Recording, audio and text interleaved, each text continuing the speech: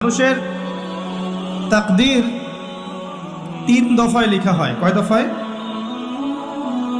প্রথম দফা হচ্ছে আসমান এবং জমিন সৃষ্টি করার 50,000 বছর আগেই আমাদের তাকদীর লেখা হয়ে গেছে।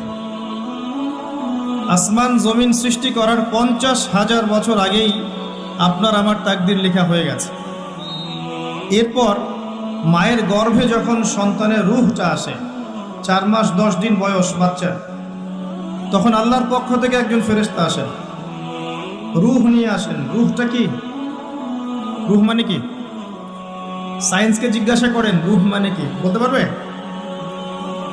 ওয়াসআলুনাকা আনির রূহ, তারা তোমাকে রূহ সম্পর্কে জিজ্ঞাসা করে। কুলির রূহু মিন